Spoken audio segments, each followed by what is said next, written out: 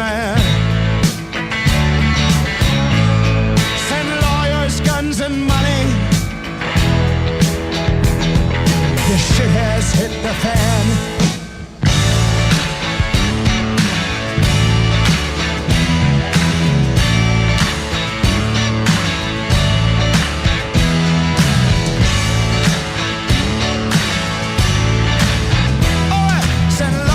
Guns and money.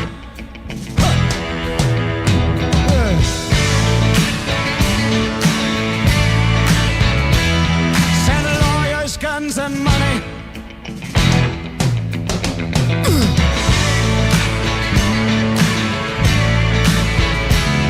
Send lawyers, guns and money.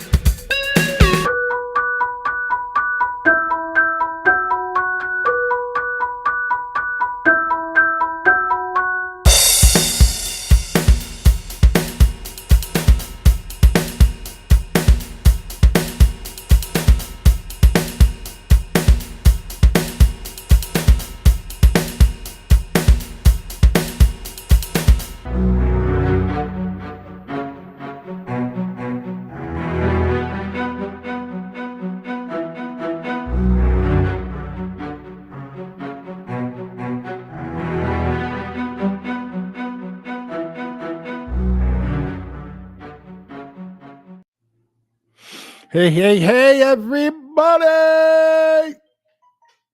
We're too early.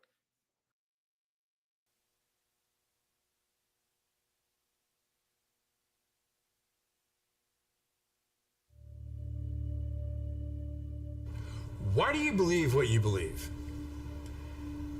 Because at some point in your life, you trusted the information that somebody was giving you. And that someone you trusted told you that a car was a car, a tree was a tree, a bird was a bird, the blue stuff above you is the sky. And that's the way that we began to determine what we believe to be a fact. Most of the things that we believe to be a fact in our lives are told to us through our stories or the news that we hear. So my question would be, if they were deceiving you with the stories they tell you, would you be able to recognize that?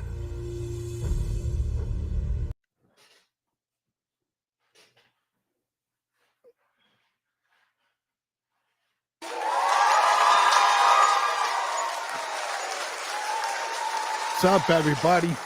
It's that time of the week. It's Tuesday, 7:07 p.m. Eastern Standard Time, and you are watching The Way We See It with yours truly, Blaze Man. We're going to bring out here Mr. Donnie. Hey, Donnie. What's happening, brother? We got to turn that mic on there. If my friend got to turn that mic on. Oh, sorry. I was grabbing my drink. That's all right. Oh, so, ladies and gentlemen, Mr. D is not going to be with us tonight. He has some family business to attend to. Maybe he'll jump on a little bit later, but he's down my neck of the woods right now. So, with that being said, there's only one guy that can cover for D. There's only one guy that had 3 governors in New Hampshire, but only knows one. Okay? And there's only one guy, ladies and gentlemen, and he is Mr.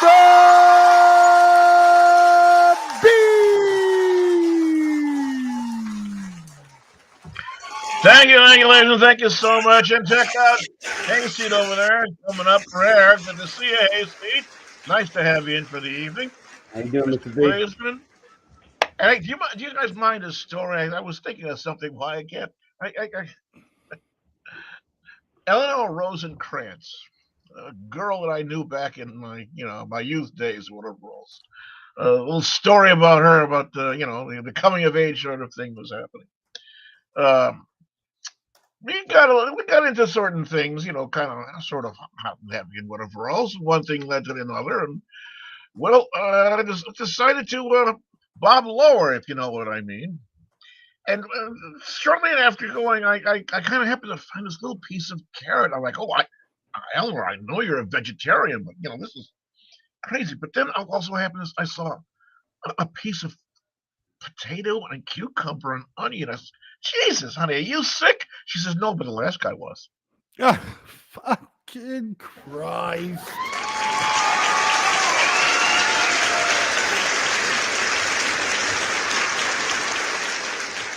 It's going to be on my epitaph on my tombstone. No, but the last guy was.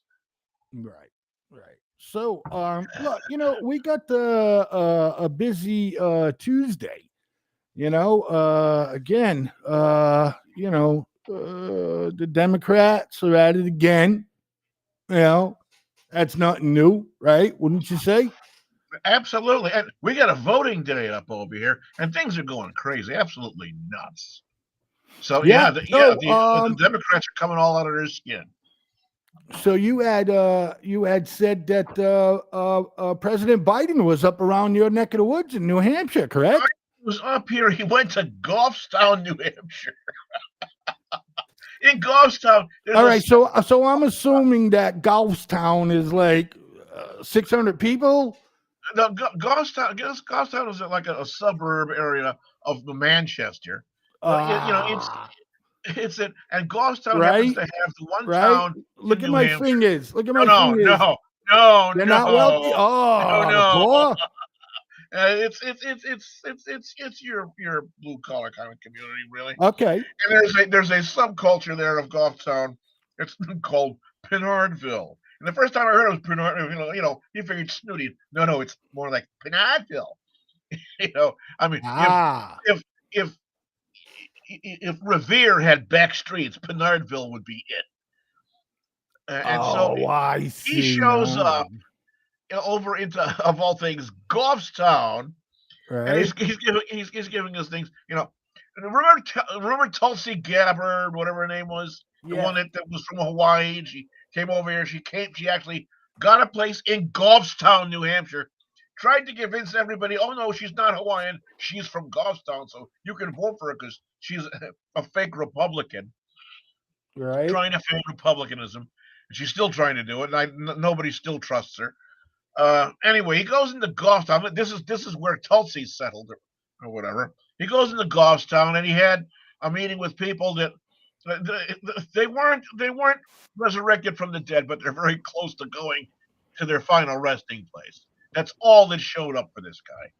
And there were actually more news media cameras and so forth than there were people attendees at his little speech and so forth. And while he was giving So you're saying there was more staff member there than people?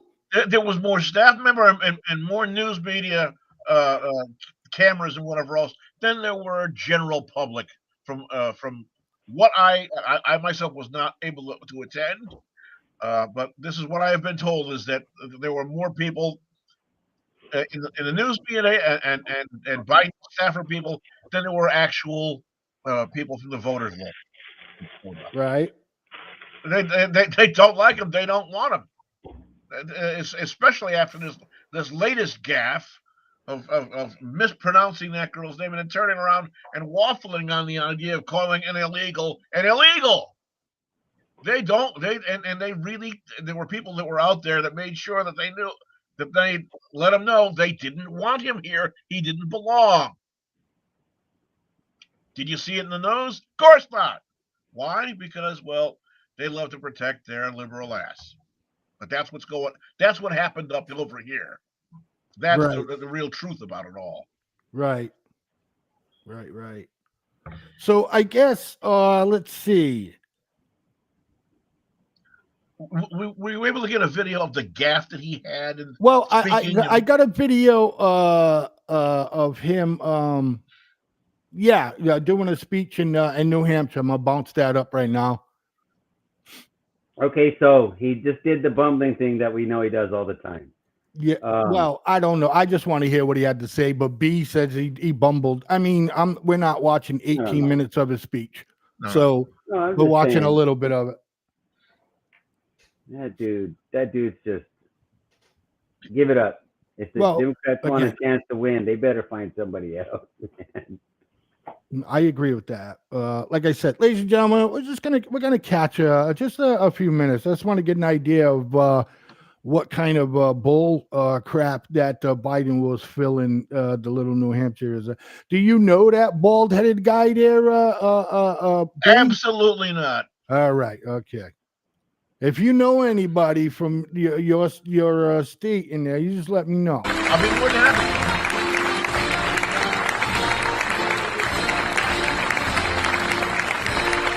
Oh my God! Leave it to New Hampshire to play that kind of music.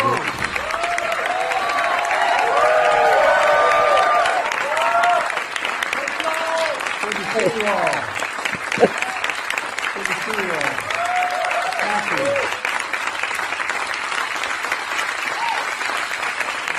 By the way, Bowman College, good college, I spoke to you. What do you say? Bowman College is a good college? I don't know. Yeah, he mentioned something about Bowdoin College. Bowdoin is from Maine. I don't know where he thinks he is. Anyway, okay, so that's why I brought it up, guys. You know what I mean? Try to pay attention. Yeah, that place is in Maine, not in New Hampshire. Bowdoin College is in Maine. There may have been someone there in attendance from Bowdoin College, but I doubt it. Maybe. Introduction, Rose, and for your courage. 22 years old, born with cystic fibrosis, a tough chronic disease is made even tougher. And she's not exaggerating by the high cost of medicines and particularly certain drugs that are needed. You know, Rose, you're not alone. I'm thinking about millions of Americans out there who are lying in bed at night staring to the ceiling wondering, what if it happens? What if it happens to me? How am I going to pay for it? How will I do it? The mothers and fathers wondering if their children come down with a chronic disease. How are they going to deal with it? Oh my God, excuse me. That's fucking embarrassing. It's consequential. Can you afford the medical bills? Look, folks, as I said in my State of the Union, I'm doing everything I can to lower health care costs to provide peace of mind. Not at the expense of doctors or medicine or hospitals or drug companies, but just to make it fair. Look, and we're so lucky to have a great congressional delegation, including without hyperbole, two of the best senators in the United States Senate I've ever seen. What was that? To blah penny. That's exactly what he did. He went. Yeah, that's exactly what he did. He went to penny.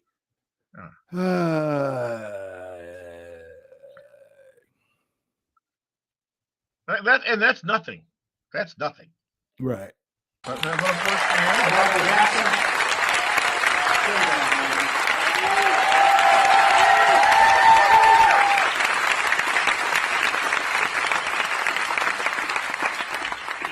Jean couldn't make it today, but she's a dear friend and a great ally. But she sent somebody who, if I have to be in a fight, I want her in my corner. Stand up,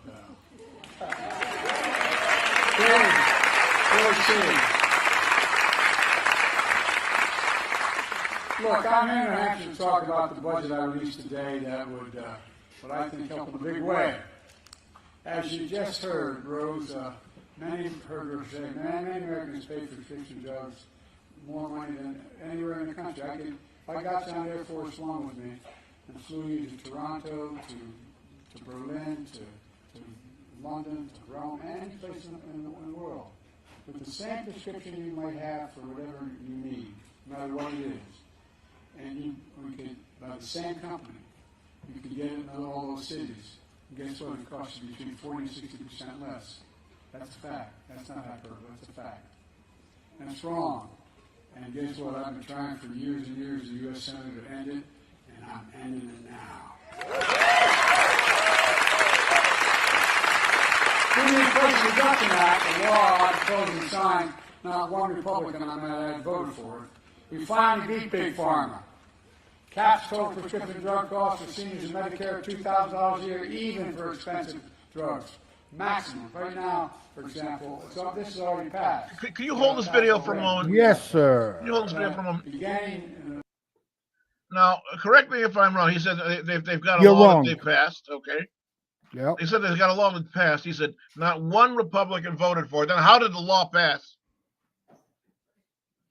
Right. Good catch. How did the law pass without one Republican voting for it? Good catch, bro.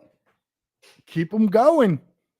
No, go on. Next year, at the end of this term, what's going to happen is the cost for all of the prescription drugs for seniors, including cancer. Donnie, you know you can hear this, right?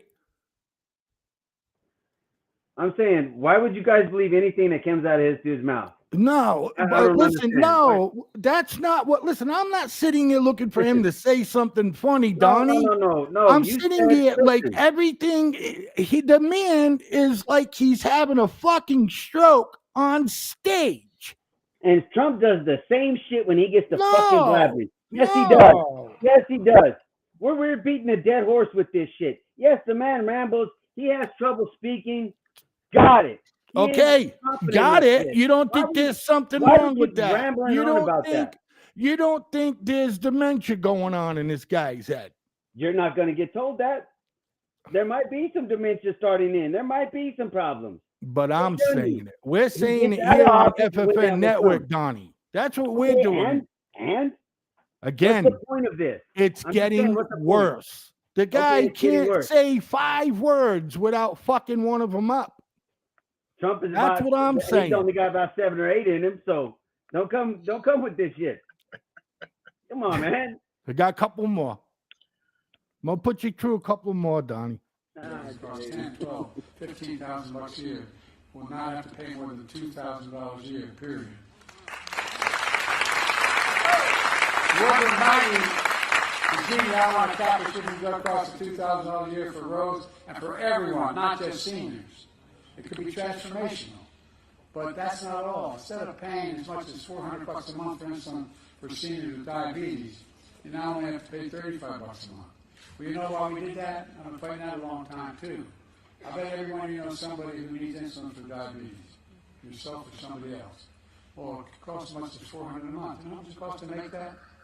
$10. T-E-N, $10. And the guy who came up with it, he didn't want a patent because he wanted to make sure everybody had access to it. So if you add everything, including the cost of the packaging, it's $13. Yeah, he does. They're still making 3 times more than they would ordinarily. They're not getting cheated. They're just going to pay what other people pay around the world. And now, with Jeannie's leadership and Maggie's partnership, that's not the entire, and the entire delegation that's here. I want to cap the cost of insulin at $35 for every American.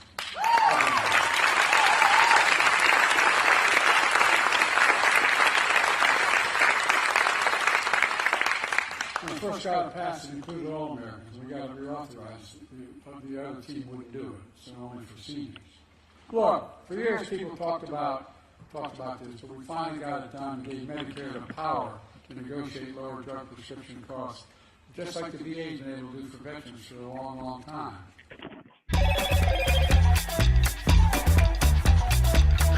Yeah. Hello, Moto. Okay. So we get an ad. So It's saving every taxpayer money. It's cutting the federal deficit. Just what all right, that was my fault. Cut the federal deficit over time by $160 billion. That's $160 billion Medicare does not have to pay out because they're paying a rational price for this drug, not just this exorbitant price from before. Here's the problem with. Can you pause this? Negotiating lower prices. What's up, buddy? Here's the I'm problem. all with that done. 100 I'm all done with it, bro. I'm trying to get something else up, but I got having a little issue with getting it. Go ahead, Donnie. Here's Share the what's deal on your with this mind. little $160 million promise. A That billion, shit- billion, not million, billion. Billion. Okay, billion. I heard million. I'm sorry. But that money isn't going to go to our debt. It's going to go to some other bullshit program or some other bullshit ass subsidy that hands out government assistance or something else. So you can put the numbers and talk about them all day, but we all know better. That money's not going to go to reducing our deficit. He's so full of shit. No. And it's B? even it's a theoretical dollar amount anyway, saying that making this reduction in the cost of these medications was going to save $160 billion. I mean, that's like reaching in your hand and guessing how many pieces of lint you're going to pull out of your pocket. You're not going to be able to tell. You can't. There's no possible way. Look into an hourglass and tell me how many grains of sand are inside it. You can't tell any more than you can tell this. It's all whitewash and, as we say, pardon my language, bullshit. Big bullshit. Yes, we all know It's that. big bullshit. Hey, how come I'm bigger than you guys? Sorry. That's There we because go. you're the engineer. Go ahead, Donnie. You was gonna say something. No, I agree with it. It's all bullshit, but I wish people would get off the whole rambling, stumbling. He can't talk shit with Joe Biden. We know that. Let's talk about how Trump is going to be our next president and what we think is going to happen. Just like Joe Biden, I'm talking about him fading away. Go into that little article we were talking about right now. Yeah. Before we came on. All the Justice Department shit. What's it say in that article? He's slowly they're going to take the impeachment inquiry. He's going to get referrals to the Justice Department for a criminal prosecution. So we're going to give out criminal referrals, which we know go nowhere. Because look at Hunter Biden, all the shit he's in. That's slowly going nowhere. Statute limitations run out on the tax laws. We can't charge him no more. So that's why I say Biden's just going to slowly step away. And then when it comes time to persecute his ass, that doctor that wrote that he seems like an old man just losing his mind, they're going to pull that shit out for his defense, and voila, he goes nowhere. Nothing happens. B? So are you telling me now that Hunter Biden cannot be prosecuted on any of his tax things? Are you telling me that that's gone away? Sure. I'm not sure if all of them gone away, but I remember that we talked about it before. There's some early years where they caught during the investigation that the taxes were wrong, but they were like, yeah, can't do shit that about I them. understand, but not the ones that they're prosecuting. The ones that they're actively prosecuting him on, I don't know. They're not going away. I don't know because they say 7 years on tax stuff, right? Everybody's got this big thing about 7 years. 2024, 2017. There's 7 years with which to take action. They've taken action, so now that clock stops. Now it's actively being prosecuted. I don't know, man. I don't trust that shit. But yeah, okay, Mr. B, if you say so. I mean, if you know, yes, okay. But I just I'm just putting the picture that the Justice Department, they're not going to prosecute anything on anybody named Biden. So, but the other quick to that article is the new Justice Department under a new president may take up those articles and pursue them. And how so convenient that Comer and Trump had a 10-minute conversation at one of Trump's properties here recently. So maybe they're doing the whole, here's my left, watch out for the right, because he gets prosecuted later. That's why I say the part about the doctor will come back into play. Here's how I know that this can happen. Look at through history, all of these things where they have these cold cases and whatever else, and they pick up something and they wind up arresting somebody for something for whatever crime that the statute of limitations would have run out in a month or 2 months or whatever else, and then the prosecution doesn't go away in a month's time. It takes them several months to get the thing before the courts and so forth. So the time clock stops immediately when they level the charges, and they've done that, and it's in action. so that the time limitations is not going to run out on something they're actively prosecuting. Let's see. Okay. All right, Donnie's not buying it, D. I'm not buying that. I don't. It might be what the law might be right. It might be there, but I just don't buy it because the history and the track record so far the last couple of years, everything seems to be slipping away. That I understand, and that I'm not going to argue with you about. Again, history doesn't lie, and we've seen history. So, All right. Well, all right. So we'll get to more Biden in a little bit, ladies and gentlemen. For right now, we're going to head to the Middle East real quick and talk about a little bit of Houthi action. Let's take a listen. The U.S. retaliates after 3 sailors were killed in a Houthi missile attack on a ship off the coast of Yemen. Chief Global Affairs anchor Martha Raddatz has the latest. Good morning, Martha. Good morning, George. Overnight, the U.S. Navy taking out 2 drones near Yemen. They say posed an imminent threat to commercial and Navy ships in the region. And this morning, new dramatic video of the aftermath of that deadly attack on a cargo ship in the Gulf of Aden this week. While the ship billowed smoke, the Indian Navy rescuing survivors and the wounded from the commercial vessel, which was hit by a ballistic missile fired by the Iranian-backed Houthi militants in Yemen. 3 crew members were killed. That is the first time that has happened, and 3 were also critically injured. The U.S. and Britain have already conducted large-scale attacks against Houthi targets, more than 150 of them. But the Houthis keep on striking these ships, a huge problem in these very busy shipping lanes. In addition to these fatalities and injuries, the Houthis sunk a ship in the Red Sea, which was carrying 21 tons of fertilizer. The U.S. continues to say they will hold the Houthis accountable, but so far the retaliatory strikes are simply not working, at least not working quickly. There have been almost daily attacks on vessels in the region. Rebecca? Very troubling. So,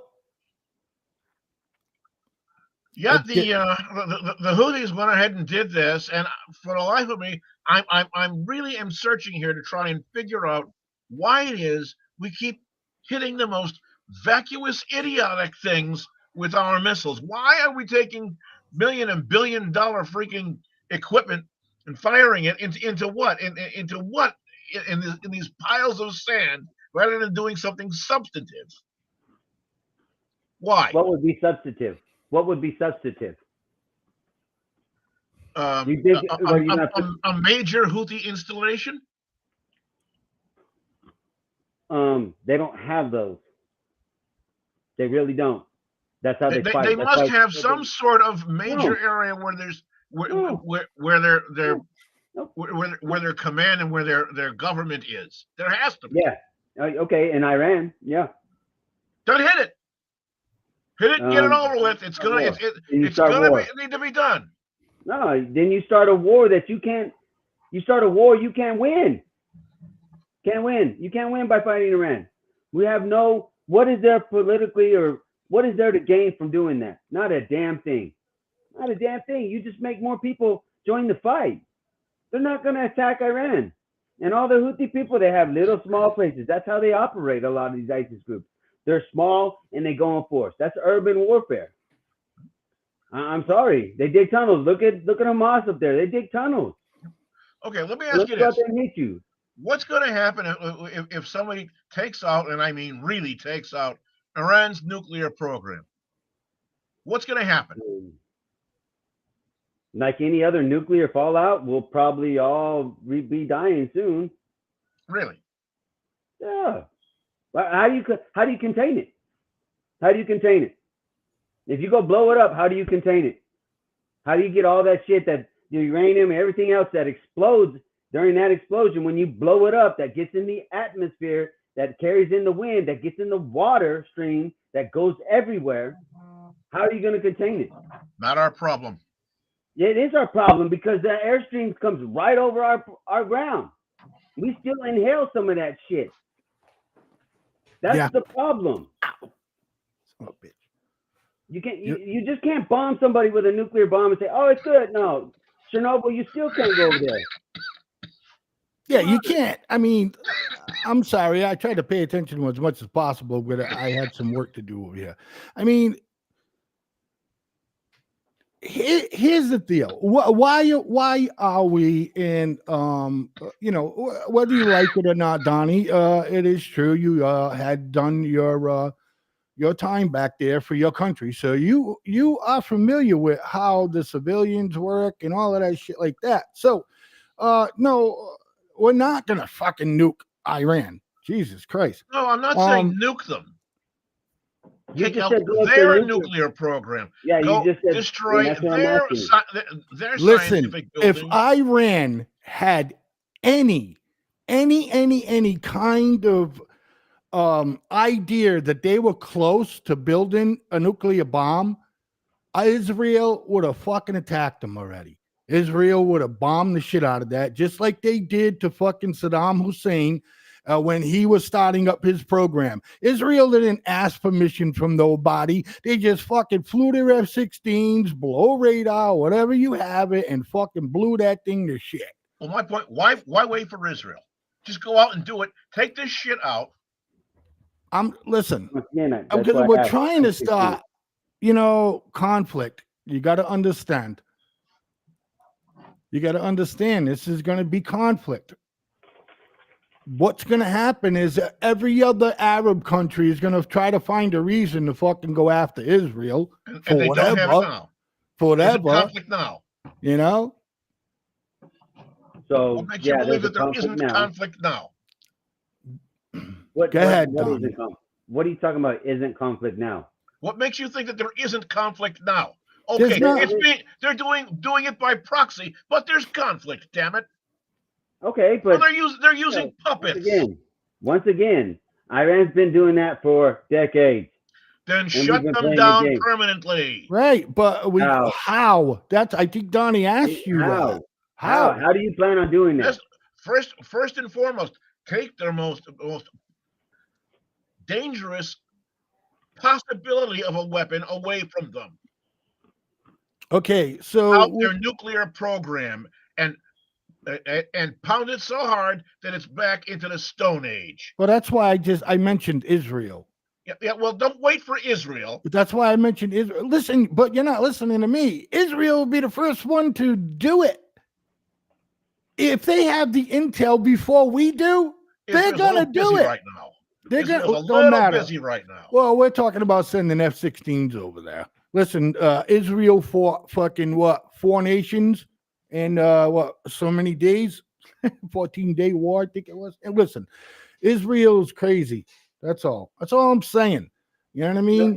Blake, do you really think Israel is like you say they would, if Iran was that close to enriching uranium and making a nuclear bomb, don't you think they have the same thought process of, though, how do I contain this? Because my proximity to this place is very, very close. Right. How do I put this on all these people? And we talk about genocide and all that shit now. What you think happens when you blow that stuff up? Every other innocent civilian, mother, whatever, what do you think happens to them? How many people we kill? There is going to be radiation fallout. Come on. There's no doubt about that. But I am speaking them hitting it before they're at that point. Okay, that's what they did. That's what they did with Saddam Hussein. They hit it before it even got to that point. Wait, what? Let me look that up, because I'm pretty sure we never found anything nuclear in Saddam Hussein in Iraq yet. No, as far as I know, they did not. Yeah. No, yeah, because Israel took out when they started building it. They took it out. Israel took it out. Just type something in like Israel. You really believe that? You really believe that? Okay. All right. Listen, again, just type it in. Israel fucking takes out Iraq, fucking not Iraq. Iraq. Whatever. Nuclear program. Anyways, it's there. I know they did. I watched an entire documentary on it and read about it. So, anyways, so yeah, I think Israel will do that. I mean, to me, isn't like Iran sort of like North Korea? You don't want them to have a fucking nuclear bomb, because there's never been a nation besides North Korea against the United States that says that if they get the capability to do it, they're going to wipe Israel off the map. All right, I'm going to ask you guys. Either you guys know what deuterium I hate is? being right, Donnie. Go ahead. Do you know what deuterium is? Explain it to us. Okay, deuterium is the heavy water that they were using for the enrichment program and so forth. The Nazis were using it. It's doing those things, right? Well, there was a case where there were a number of like 55-gallon type drums of deuterium that had been collected. They were being used. They were being transported so that they could finalize their plutonium, and finally they were going to have a thermonuclear device. And they had one chance. The Allies had one chance to take it out. It was being transported across some large lake somewhere in Finland, I believe it was. And they had to take it out, and the only way they could take it out was by sinking the boat, which they did. What do you think happened to that? I thought it was like a dam they had to blow to get it. No. They for this load they wound up sinking the boat and blowing up. What happened to the deuterium inside the water, inside the waterway? It spread in the water. Either that, or if it was sealed good enough, then it's still sitting down there. No, it's not sealed. It wasn't sealed. It's gone, and it of course got into the water. And that, what happened to it? I don't know. Made the fish fucking bigger. I don't know. 300 fish. What you know? I also watched a badass documentary on the ocean and fucking like crazy shit, But hey Donnie, why don't you read that article for us, buddy? Yes, 7 June 1981, Blaze. Yeah. 4 p.m. 14 takeoff. Okay, 1981. I was thinking of. No, Donnie, I'm not busting your balls. I want you to explain it to the audience. I knew you was going to look it up. I just didn't know how to say it to you so you could find it quicker. Now, look, and they were just starting to build like walls or whatever. You know what I mean? They didn't even give them the chance to get to that point, Donnie. And that's what I meant about Iran. You know what I mean? But they already have a nuclear reactor because we've already. I don't know. No, I'm telling you they do. No, I know they got the reactor, but like actually having the rods and fucking shit in there going, that's two different things. You know what I mean? Enriching the uranium. But yes, you're right. In 81, they blew up a nuclear reactor in Iraq. Yeah. Okay. All right, got it. But today, it's not so simple because them nuclear reactors can also be used for power. We use them for power as well. Yes. So that's not a. Yes, but if one of those things blow up, it's just like a nuclear bomb going off. Exactly. You're just not getting the percussion. You're just getting the radiation. Now you're dying slower instead of quicker. Go ahead, Donnie. Right, but they have safety protocols. Oh, yeah. I mean, protocols in place to go ahead and make, that thing implode on itself so it minimizes the damage. Us going in just blowing shit up doesn't work. Right. Because you missed all that. But hey, I got to tell you, Donnie, stop right there, man. We're having such a fucking good time about this right now. We're missing, ad time. We're getting a little. I can actually say this, B, and it means something. We'll be right back. We got to pay some bills.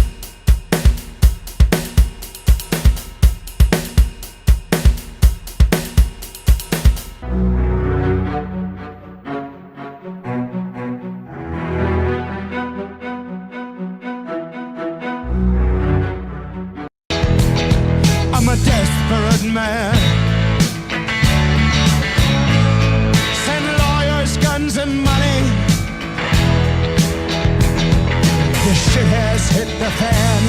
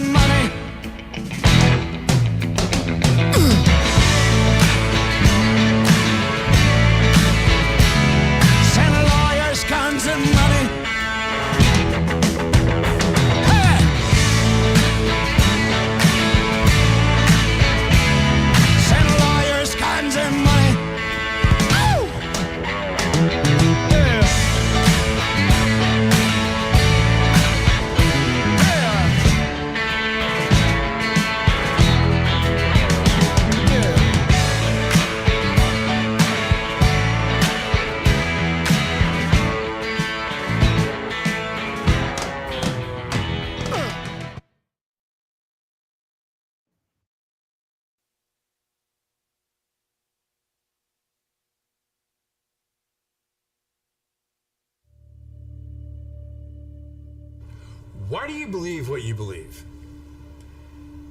Because at some point in your life, you trusted the information that somebody was giving you. And that someone you trusted told you that a car was a car, a tree was a tree, a bird was a bird, the blue stuff above you is the sky.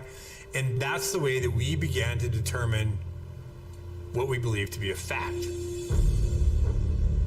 Most of the things that we believe to be a fact in our lives are told to us through our stories or the news that we hear. So my question would be, if they were deceiving you with the stories they tell you, would you be able to recognize that?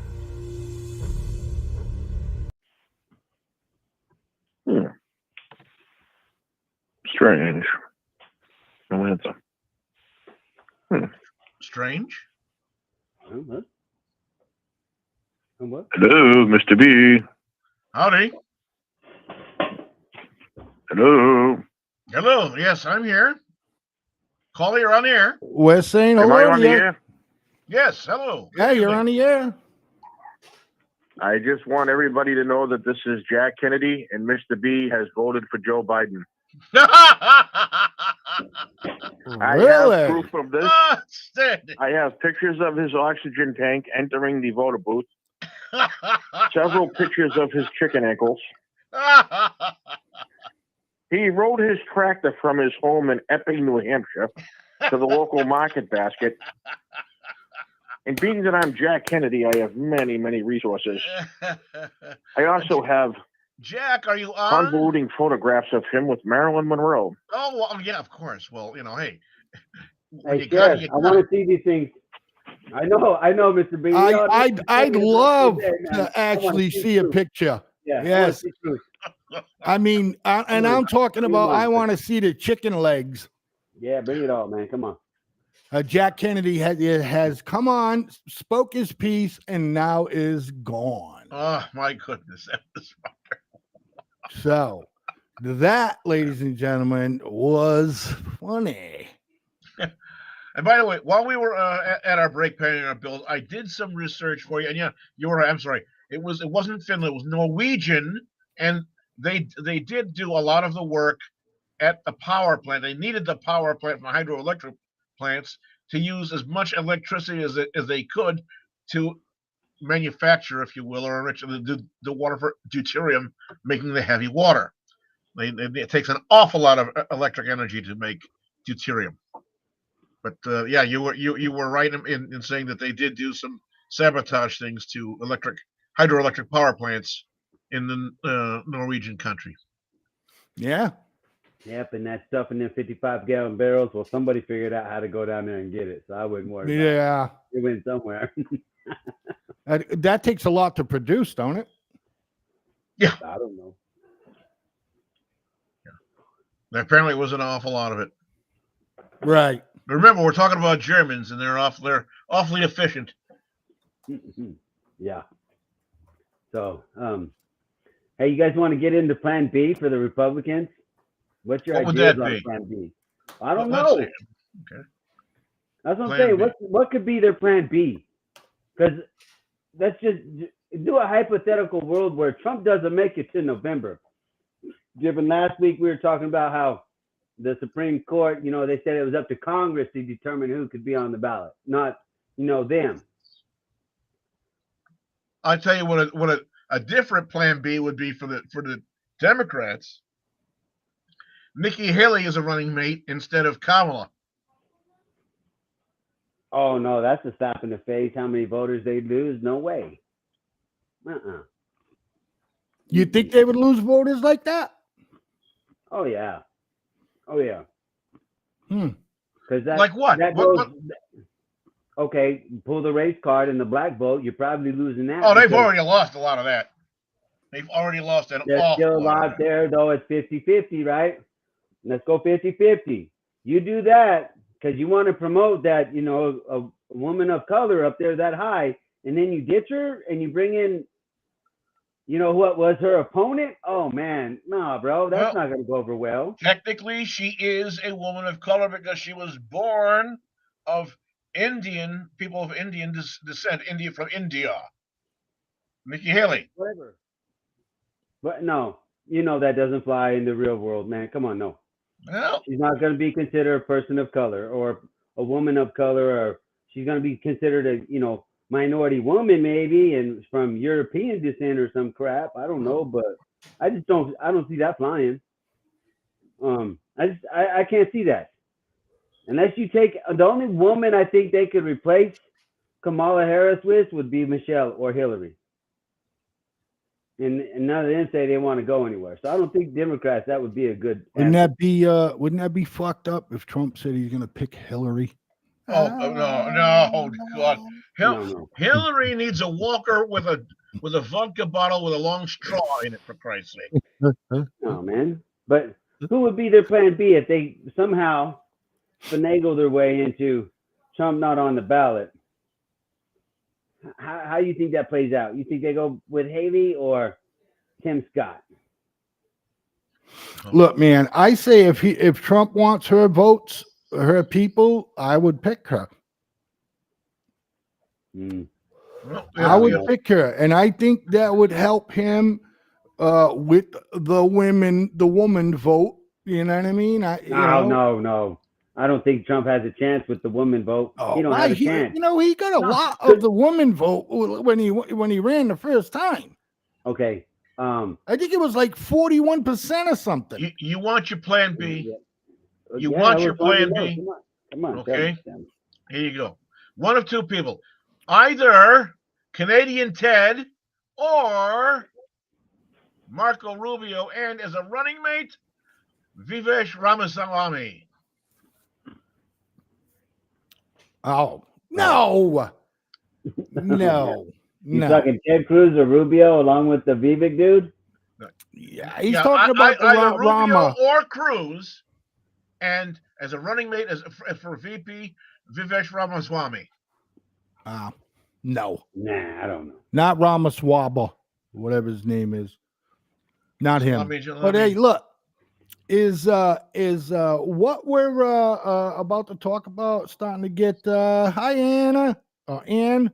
There's Ann again. I'm a woman and I voted for Trump. There you go, honey. There you go. There you Ann. go. Hey.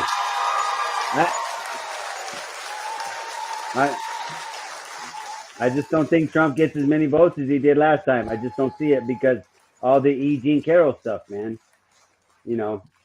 I think he loses some stuff there. That's all. But okay, Ann, vote for who you want to vote for, man. Do your thing. I got it. Let's is it true that there possibly could be NATO troops jumping in to Ukraine, Russia? Bullshit. B? Ukraine troops. No, NATO troops. NATO troops running into Ukraine. I could see it happening. Do I believe that it's happened now? Not yet. No, hasn't happened now. Donnie, you think it's something possible? I don't think it's possible until the active war zone goes away. Yeah. All right. Well, let's. That just doesn't make sense because NATO is a peacekeeping mission, not a war mission. And why would you send them into a war zone? Well, I'm not arguing or disagreeing. Well, is NATO really peacekeeping, or will they go into combat? No, that is their mission to peacekeep. They are not a combat force. Didn't they do something up in Kosovo? Well, they went for peacekeeping. They didn't do an actual assault. They're not an offensive force. They are not an army. They are peacekeeping people. That is the mission of NATO. I thought they had actually engaged combatants. If they're attacked, maybe they engage, but they don't plan attacks and they don't go force on force. They don't have leadership. Well, no, you got no answer for that. I'm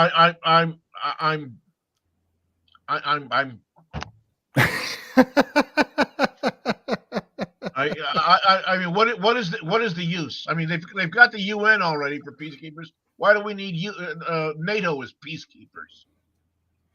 I don't know. Let's take a listen to her. She might have an answer for us.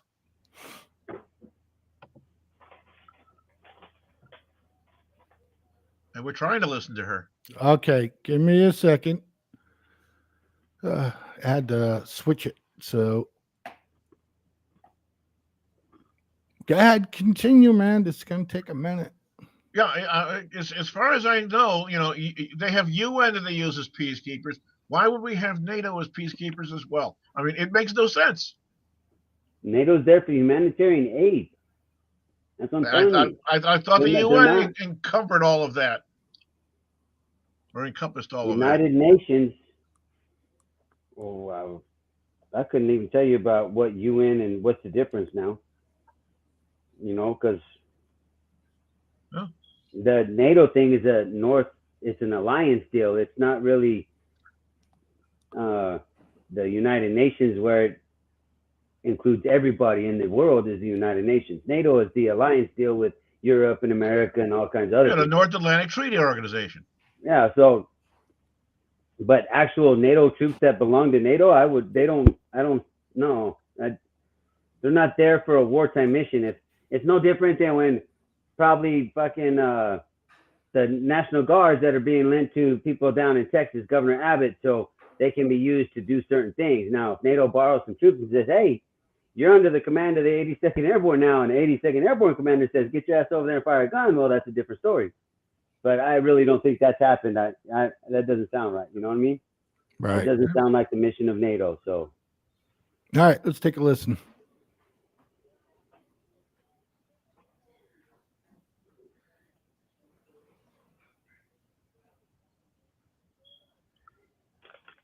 Guess we need an ear horn.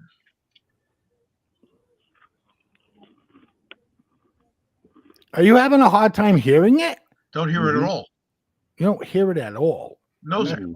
That's fucking weird. All right. Anyways, moving on then till I fix the fucking thing. I don't know why.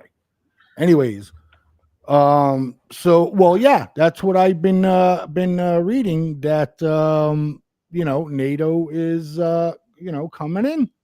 Okay, so what I think people are getting confused is the alliance is under one command, i.e., say some 4-star from, CENTCOM, like the CENTCOM commander, Central Command.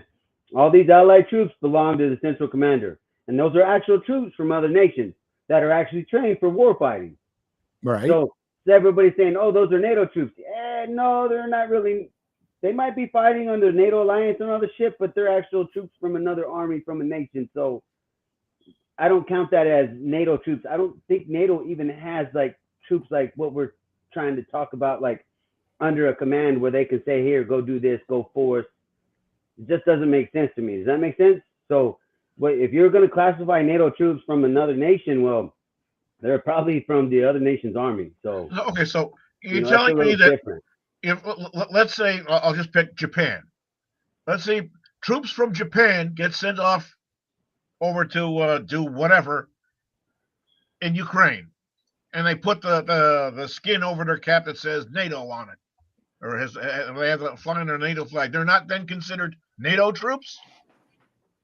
That doesn't even make sense to me to do that, because nobody's putting any. You put something over on NATO, then you're back to a peacekeeping mission. NATO doesn't direct combat. They're humanitarian aid and shit like that. Okay, they do not direct combat missions. So we don't put NATO troops in that kind. They're not troops.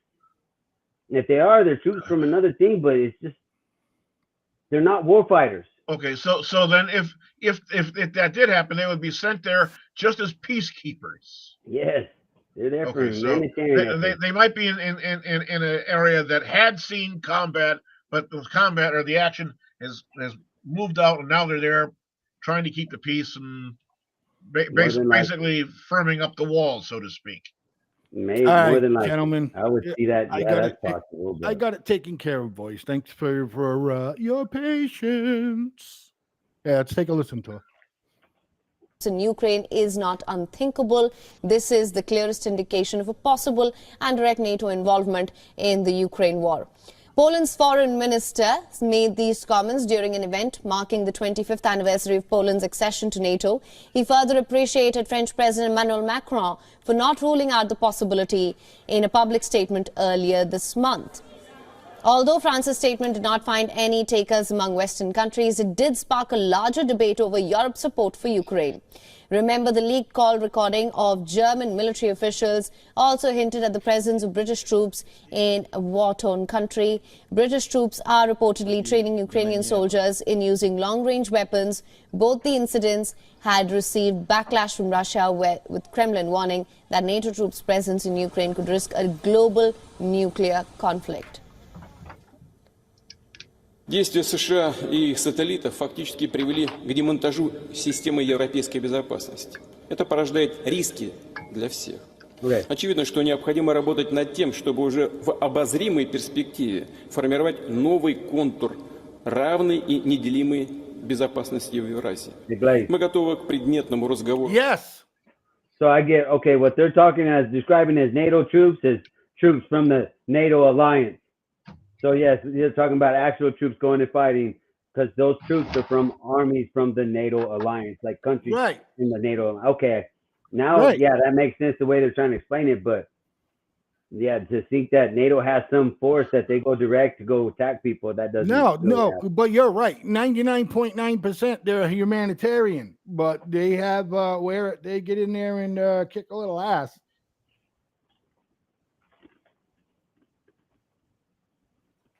Right, B? Yeah, okay, fine. I wanted to make sure. I didn't want to step on somebody. Come on, buddy. Didn't want to step on somebody and get somebody nose out of joint or whatever else. Yeah, okay. And when you think of it, step back again when I was talking about the Kosovo thing or whatever else. Remember they had that guy who was stuck behind enemy lines and he was sending out messages or via Morse code over some walkie-talkie and hiding in the grass in a cow field or some damn thing like that. Right. Wasn't he someone who was attached to NATO at that time? My God. Do you remember that? So, yeah, I know. I remember they made a movie about it, blah, blah, blah. Yes, they were behind enemy lines, yeah. Yeah.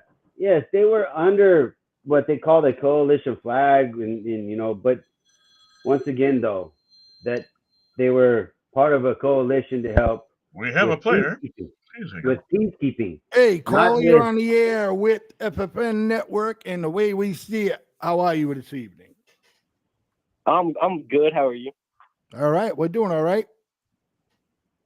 I have a question for you guys. Listening. If you had to pick one animal to have like intimate relations with, which one would you pick? Oh, Jesus. That's fucking too easy. A sheep. A sheep? Yeah, that's too easy. That's a good one. I can feel this one. For me? For you? I already did that. That was my ex-wife. Ah, you got her too. So for you, what are you saying? For you, horses, what? I'm going easily dolphin. Dolphin? All right. You guys go on. You guys. So we're gonna ask why. So why a dolphin? I feel like they're slippery almost. They got the. I feel like it'd be a good texture. Oh wow, that's a little fucking twisted. And you could cuddle. They'd be good to cuddle. I mean, I don't know what to tell you, bro. It's a little twisted if you ask me. That's all I'm saying. Fucking idiot. Anyways.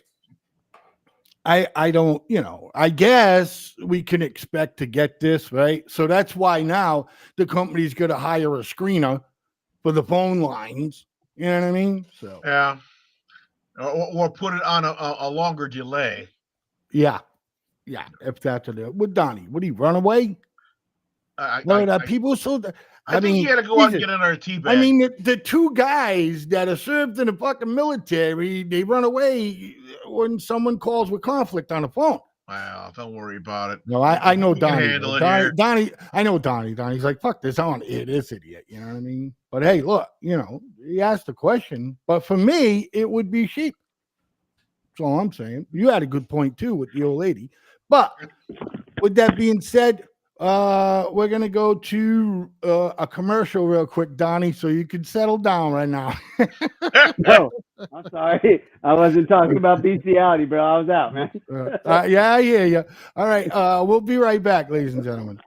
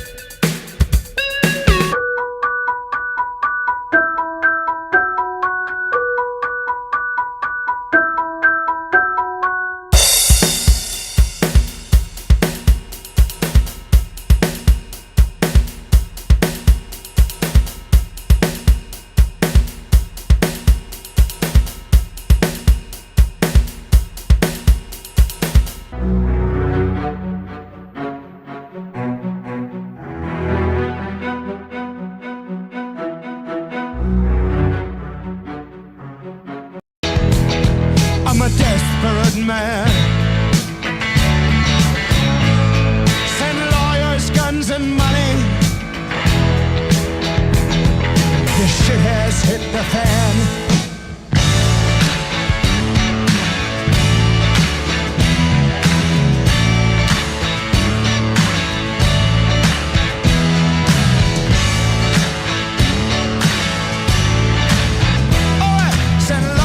Guns and money.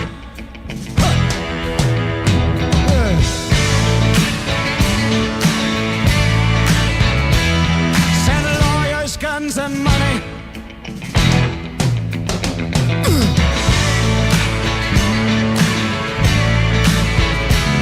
Send lawyers, guns and money.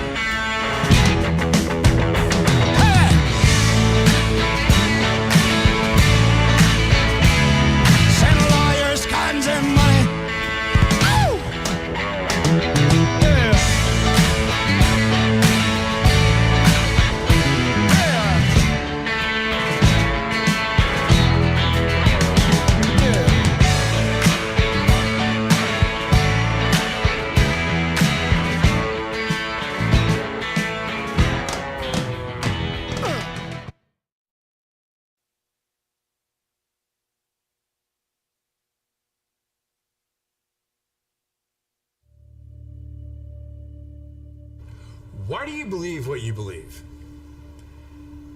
Because at some point in your life, you trusted the information that somebody was giving you.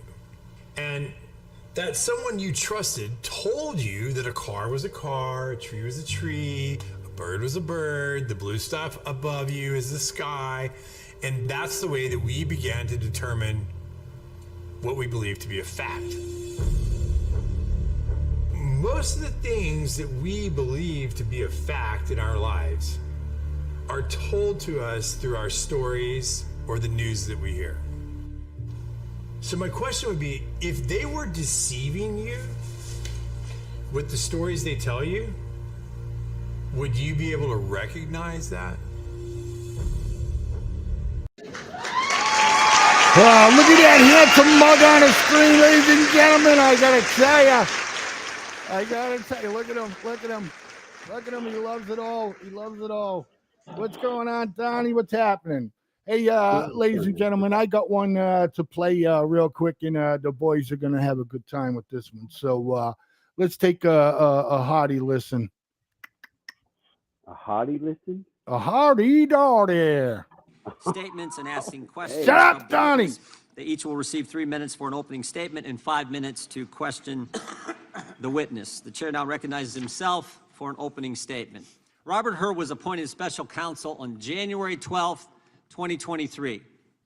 He had a fundamental question to address. Did Joe Biden unlawfully retain classified information? The answer, yes, he did. Page 1 of Mr. Hur's report, he says this: our investigation uncovered evidence that President Biden willfully retained and disclosed classified materials after his vice presidency when he was a private citizen. He further writes, Mr. Biden willfully retained marked classified documents about Afghanistan and handwritten notes in his notebooks, which he stored in unsecure places in his home. Here's one thing you need to do before you buy anything online. Well, isn't that special? Ladies and gentlemen, hold on, I wasn't done. Oola. Okay. And Joe I just Biden had to get rid of that stupid ad. Sorry. Properly. Mr. Hur made these determinations after interviewing 147 witnesses. He examined 7 million documents, including emails, text messages, photographs, videos, toll records, and other materials from both classified and unclassified sources. But there's more. Joe Biden not only kept information he wasn't allowed to keep, and he not only failed to secure that information properly, he also shared it with people who weren't allowed to see it. Shared that information with his ghostwriter. And remember, this is information that only individuals with a security clearance are supposed to see. Mr. Hur told us on page 200 of his report that it's the kind of information that, quote, risk serious. Yes. Mr. B up. It's just a bunch of waste of fucking time, man. It is, because nothing's gonna happen. Nothing's gonna happen. Right? No, Come on, Donnie. You know you want to fucking say it. Nothing's gonna happen. No, not a damn thing's gonna happen to him, because somewhere along the way, if they persecute Trump, which he's still going to trial, it's still ongoing. I haven't read anything. I was looking right now to see if he's been found guilty. No, he hasn't been found guilty or anything. You know, there's no decision in his case for the classified document stuff. So if you prosecute and you do something to Trump, you punish him, well, you got to punish Biden just the same. We're not doing this shit during the campaign. Hell no. So no, you're right, nothing's going to happen to it. But it plays good for Trump, his running mate. Your little smear campaign ain't working. He's going to get there. And if he gets up there in the office, you know what happens. Shit's going to die just like Biden's stuff is all dying. You know that. So, it's a waste of time. I think it's absolutely ridiculous that they even waste their time still trying to, find shit on the man. Let it go. I agree. Frankly, I personally believe that the time will be much better spent trying to do something to straighten out the problem down on the damn southern border. Right. Yeah, that would be nice. Because, I'm at a point now, I'm asking some of my neighbors about, hey, man, we might want to, get some shit together, print it out, sign, get everybody to sign so we can put fence around our yard, get our shit in, because there's too many people walking around just looking for shit. I was come on, man. I was listening to a little bit of a Joe Rogan thing, and I forget the guy that did it. Another guy bounced a podcast off of something Joe Rogan said, and Joe Rogan said something like, I'd never visit San Francisco because it's just a fucking mess and all that shit like that. The other guy iterates on his podcast. He's like, he's right. This podcast is from San Francisco. And he says the crime is so bad in San Francisco, okay, that in the suburb areas, people literally leave their trunk and their windows rolled down in their cars. Because even if they have nothing in it, you know what I mean? People are just going by and busting the windows just to double check to see if there was anything in it. So in order for the people to avoid that happening to their cars, they're literally rolling their windows down and opening up their trunks and their driveways. So he'll be like, unless they're going for the catalytic converter, then you know what I mean? They're pretty much like, hey, I don't know how much of it is true, but that's what I ran into. So, but what's sad is that he's making that point that there's there's places in the United States that are like that. They're not stupid. Yeah. And kudos to them. At least, hey, let me save some money so this dipshit don't break my glass. It cost me $200-$300 because shit costs you some money now because you got to get it all cleaned out and a different little reset for some safety feature and shit it probably got nowadays. I mean, I don't blame them, but right. I don't think they're gonna do shit about border because right now there's all that paperwork going through, and you look at like in was it either Mississippi or Louisiana, they're out there talking about using federal agents or police agents. Like here in Texas, they want to pass a law about having, if they suspect that the police or whoever, the sheriffs, they need to, hey, what's your citizenship? They can arrest you if you're, whatever.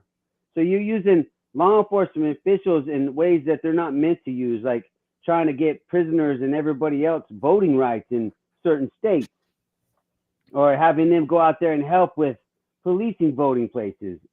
I just think that line's getting crossed, and this is no better way for Biden and them, just the Democrats, to build votes at a smaller level, county, state level. I wouldn't surprise me a bit if that's the ultimate goal. It's a You know funny what I thing you mean? mentioned things about voting places. It's an election day here in New Hampshire for a lot of the communities, and it's amazing how many people are actually turning out to the polls. They're having apparently, largely from what I understand, a very good turnout, and I think polls by now are pretty much closed in most of, if not all of the areas. It's now past the 8 o'clock hour. Uh, God only knows what the outcomes are going to be, but one of the things that I find awfully strange when I was a kid and whatever else, you had to be a registered voter for a certain period of time, whether days or weeks or months or whatever else, or you weren't eligible to vote in whatever that election was. Do you remember those days, boys? Or Yeah, I do. I know what you're talking about. They're still fighting yeah. about it now.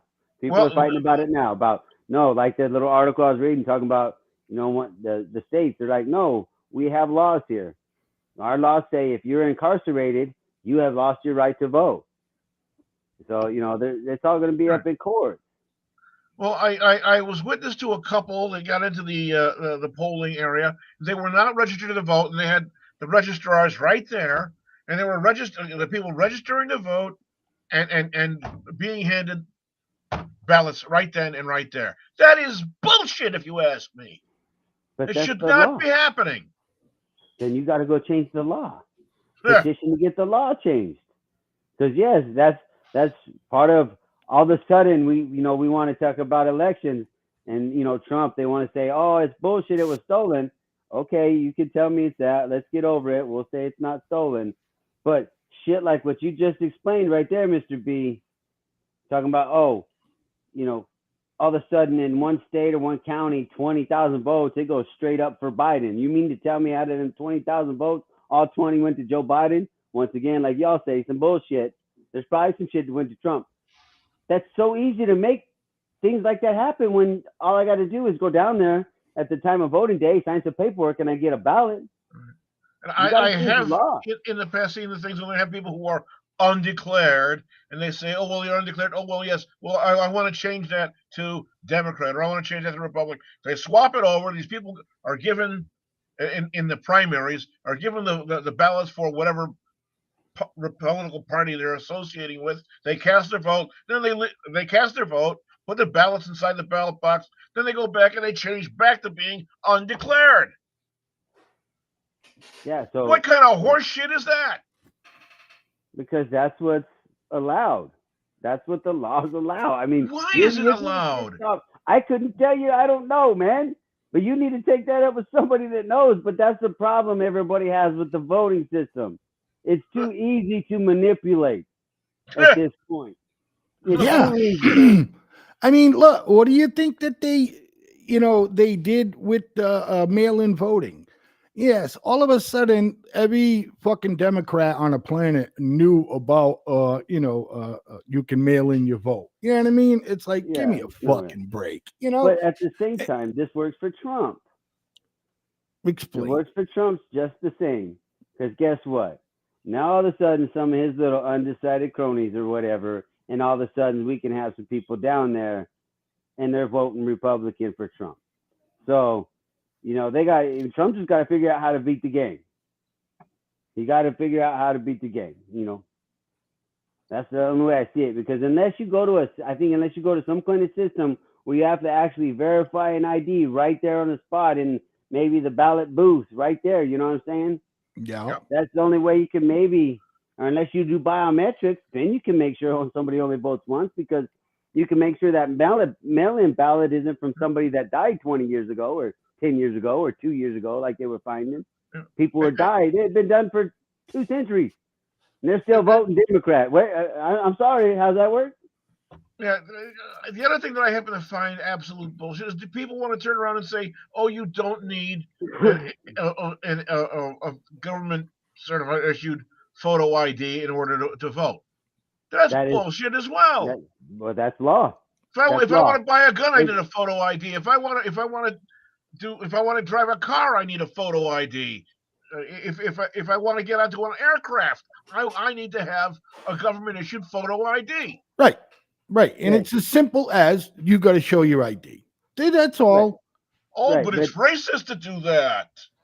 It's not racist to require a driver's license, but it's racist to have to show your driver's license if you want to vote. What kind of horseshit is that?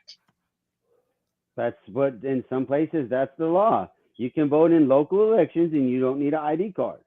You don't need any form of identification. That's the way the laws are written. That's what I'm saying. Everybody's bitching about the voting and all that. Well, you got to go change some of the laws then. But that's not going to happen because whatever that law that was enacted is probably helping some politicians win to keep their little piece of the pie. You know what I'm saying? Or it's helping a big group of politicians keep their piece of the pie. You hate when he does it, but he's fucking 110% right. Okay, we can argue and we can argue and we can talk about it and we can do this and do that, but the people, you gotta fucking vote to change it. You gotta vote. I'm not hating the guy for no. If he's right, he's right, and he's right. But the thing here is that is just like, hey, I live in Massachusetts. It's a fucking blue state. That's your fault. You know what I'm saying? So, well, it's not my fault. I mean, it's where I choose to live, but still, See, that's what I said. It's your fault. You chose to live there. If everybody had the choice to move somewhere else and buy a house and all that shit like that. But anyways, whatever. I mean, I don't know. I got another one I'm going to blast up here, buddies. What are you going to blast now? Okay. What are you going to blast now?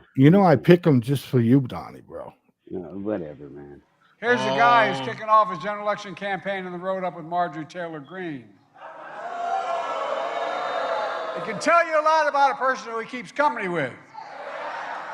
And yesterday, he was hosting at his club Viktor Orban, who says he doesn't think democracy works. Call him a fantastic leader. When he says he wants to be a dictator, I believe him. Folks, it's not hyperbole to suggest our freedoms are literally on the ballot this November. Laken Riley would be alive today if Joe Biden had not willfully and maliciously eviscerated the borders of the United States and set loose thousands and thousands of dangerous criminals into our country. But if you're a disillusioned Democrat, of which there are many today, I extend an open hand, an open invitation, and I ask you to join us on the noble quest of saving our country. Saving our country. Together, we will turn the page forever on the miserable nightmare of the Biden presidency. B? How do you argue with perfection? Oh, really? That is not perfection. That is not perfection. I knew that was going to rise out of you. The fuck out of here. Oh, damn it, you suck. Boy. We're about to elect one of the biggest, just absolute criminals in our history. Well, hey. I'm sorry. That's who he is. That's why you're perfection. Hell no. But like I said to the other little article we had before in the video, prime time for Trump. Sit out there and he can get on immigration. He can get on voting and verify, making sure people have. He can go preach all that shit for the next 9 months. And that might carry his ass to the office, because that's. I'd love to know what it was that makes you. What it is that makes you think that the man's actually a criminal? Because you don't grow up in New York and don't get that rich without being one. I don't give a shit. That's why. Yeah, an occasional white lie. Okay, but hold on. But no. I get that, Donnie, 100%, and I fucking agree with you 1,000%. You know what I mean? But the point is they like to throw in, they got to throw in the racist card. It's like saying Joseph fucking Kennedy made his money in the import-export business. Right. Exactly. That's the point Donnie's making. Yeah. That's the point Donnie is making, B. He's making that point. We have something. Jesse Cousins says all politicians suck and wouldn't endorse any of them. Thank you very much for that. I agree with you, Jesse. Well, again, Jesse, quick question: do you vote? But Yeah, we don't gotta wait. We don't gotta wait for him. Real Go ahead. Go ahead, answer him. No, I'm saying I know they all suck. I wouldn't endorse any of them either. But the way they set their shit up is perfectly legal. They make the rules. So I don't understand how they're all pissed off at Donald Trump, but he's used the same rules they get to use on themselves. So that's where the hypocrisy gets hard for me. I'm just like, guys, what trips me out is they now the Democrats, right, want to all right, Get the phone. Get the phone. The phone, he says. Well, hey, FFN Network, the way we see it. What's happening tonight? What's going on there, Blaze Man, Donnie, Mr. B? Hey! It's my sister from the South. How you doing there, Mr. D? Did he say sister? Yeah, he said good, sister. Good, Mr. He Good. says- I just came up watching the show. It looks like you're kicking a little ass on my Don here. What's going on, Donnie? He just said sister. He just called you sister from down south. Shit. What's I'm going fine. What's going on, Big D? I just had to get on the show. Just say hello. That's all, man. Yeah, man. It's as easy. Right. It's as easy as this, brother. Phone call. We all understand where you are. The audience understands where you are, why you're not here, and of course, the show appreciates the phone call. So yeah, but Mr. B was definitely giving your boy Donnie a hard one, bro. A little bit there. Hard one for what? What are you talking about? Hard one. You know, see. Wrong choice of words there. Hey, let's answer Mr. Jesse's question real quick. Why is it hard to pick the lesser of the two evils? That shouldn't be hard. If that's the choices we got, that's the choices we got. Pick one you think is at least going to best do you right, serve you right. Right. I don't understand that. Jesse. Right. Jesse, At that point, that's where I think that, how people are going to vote this year. D? We'd love to hear from you. 508-974-4231, Jesse. He sees it. But good call. Demon. So, D, go ahead. You want to answer some of that? So, and what was the question again? I'm sorry. It's hard to pick the lesser of the two evils. That was a question from Jesse. One of our viewers. It's a statement. Statement. It's hard to pick the lesser of the evil. Oh, I don't. I mean, I don't think we're looking at the classification of evil now. I think we're looking at competence. All politicians are corrupt. We all know that.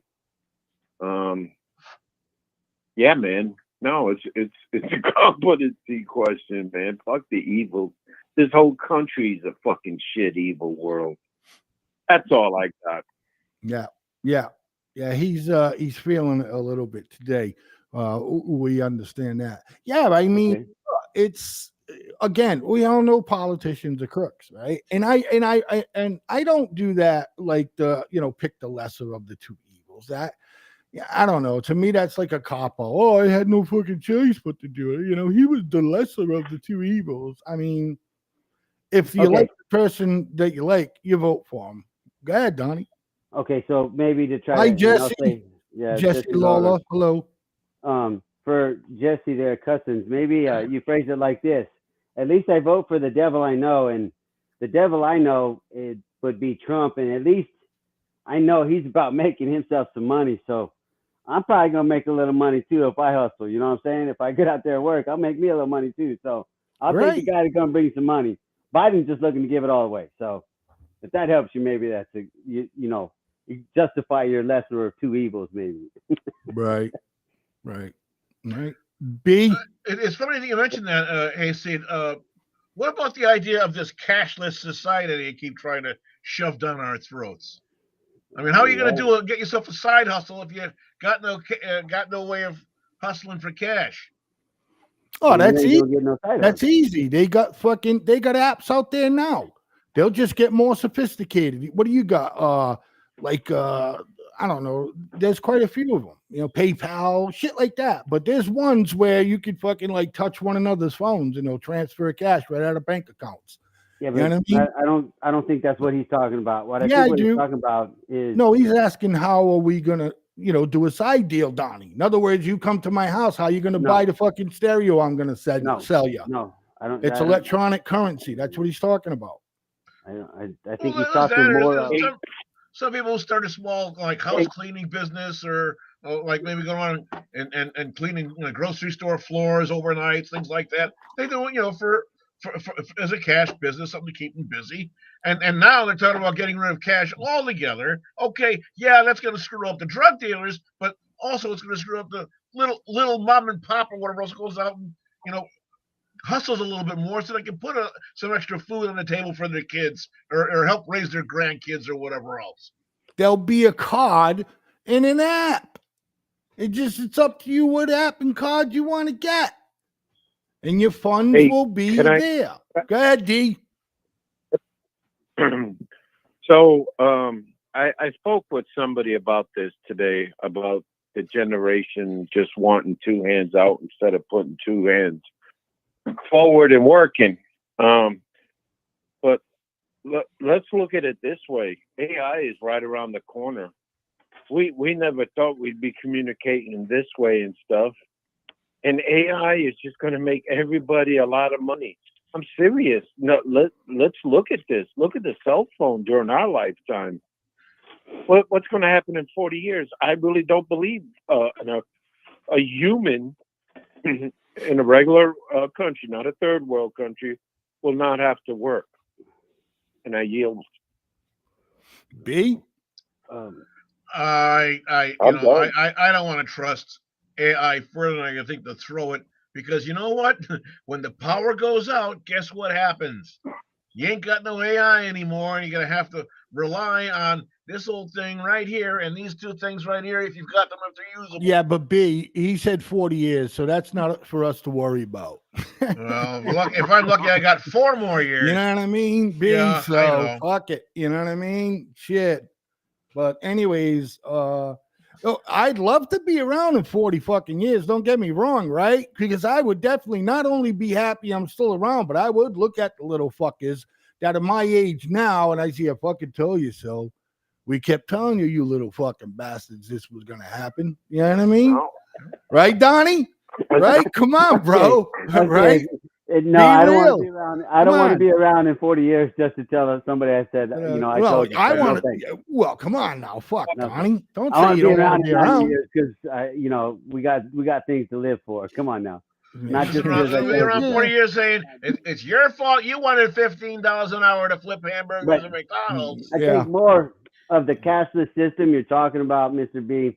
As long as it doesn't end up like that trial shit they're trying over in like China and some other places, or maybe over there in the Asian part of the world, where it's connected to like a debit card, as you say, or some kind of card, like you say, Blaze, but the government has control over what you can or can't take out of that. Right. As long as something, but that's the part where you got to draw that line. And it doesn't go that way.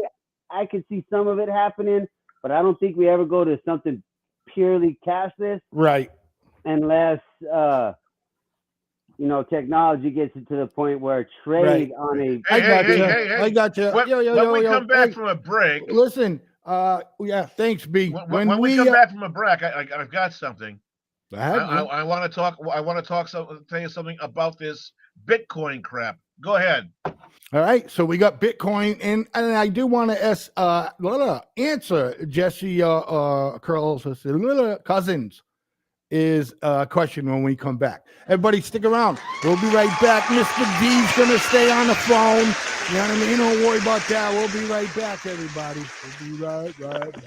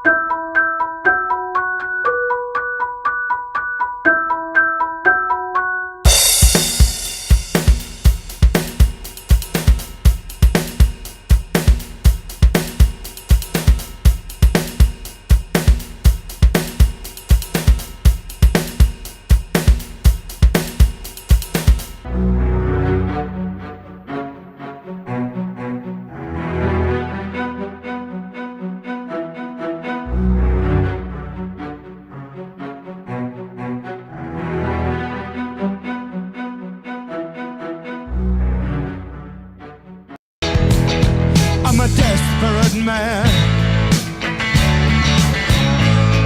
Send lawyers, guns, and money. This shit has hit the fan.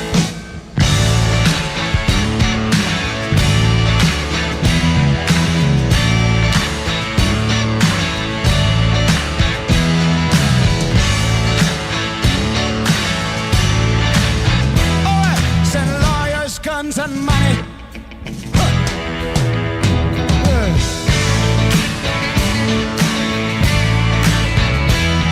Send lawyers, guns and money.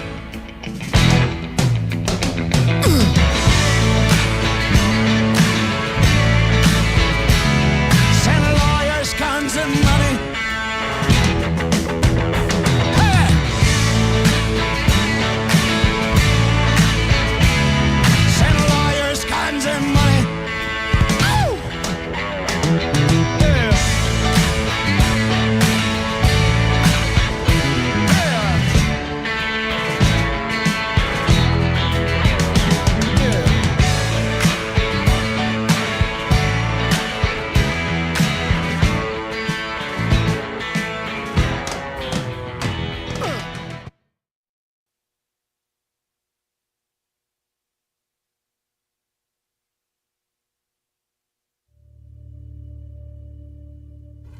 Why do you believe what you believe? Because at some point in your life, you trusted the information that somebody was giving you. And that someone you trusted told you that a car was a car, a tree was a tree, a bird was a bird, the blue stuff above you is the sky. And that's the way that we began to determine what we believe to be a fact. Most of the things that we believe to be a fact in our lives are told to us through our stories or the news that we hear. So my question would be, if they were deceiving you with the stories they tell you, would you be able to recognize that?